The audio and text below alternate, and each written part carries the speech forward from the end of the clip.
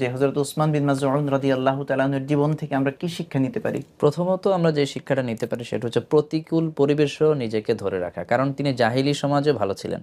তিনি অশ্লীল কাজ করেন নাই, মূর্তি পূজা, মদপান এগুলো করেন নাই, গড্ডালিকা প্রবাহে গা ভাসিয়ে দেন নাই। তো আমাদের তরুণ সমাজের জন্য একটা বড় শিক্ষা যে প্রতিকূল পরিবেশ, ঠিক আছে, বন্ধু-বান্ধবরা অনেক খারাপ, আমাকে ভালো থাকতে হবে এবং ভালো থাকার সুযোগ আছে, এবং সেই ভালো থাকার মধ্যে নিশ্চয়ই বড় ধরনের ফজিলত আল্লাহ তাআলা রেখেছেন, যেটা ওসমান ইবনে মাযউন রাদিয়াল্লাহু তাআলা যেখানে মদের সয়লাব ছিল, হ্যাঁ, জি, জি, তারপরে সেই অন্যায় সমাজে পাপাচারের সয়লাব হ্যাঁ, ছিল। আমরা অনেক সময় ভালো পরিবেশে ভালো থাকতে পারি, কিন্তু কিন্তু খারাপ পরিবেশে যে ভালো থাকতে থাকার পারি, ব্যাপারটা, এটা একটা এটা তো বড় চ্যালেঞ্জ, বড় শিক্ষা। যেমন ওসমান মাযউন রাদিয়াল্লাহু তাআলা আনহু সহ যে সকল সাহাবী, আবু বকর, তারা যে এই যে প্রতিকূল পরিবেশও যে ভালো ছিলেন, এটার জন্য আলাদা ক্রেডিট নিশ্চয়ই তাদের আছে, যে উভয় সমাজে উভয় মানে যুগে তার সময়ে যে তারা ভালো ছিলেন, এটার একটা বড় ক্রেডিট আছে।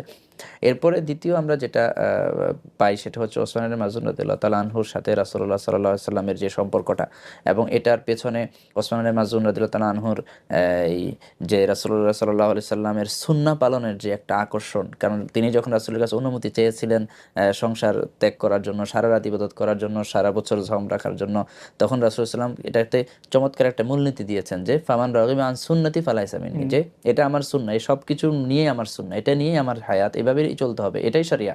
তখন কিন্তু তিনি মেনে নিয়েছেন।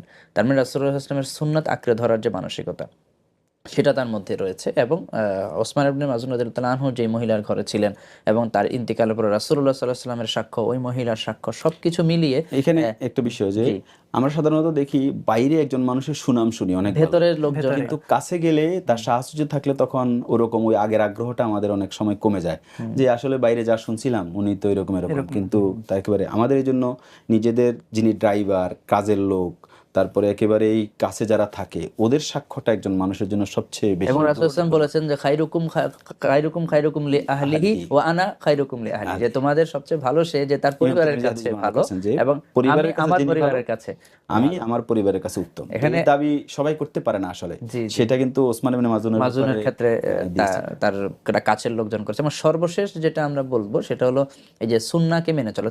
তিনি একদম নফল ইবাদতের প্রতি আগ্রহী ছিলেন, সুন্নাহ ইবাদত মুস্তাহাবিগুলোর প্রতি আগ্রহী ছিলেন, দুনিয়া বিমুখ ছিলেন।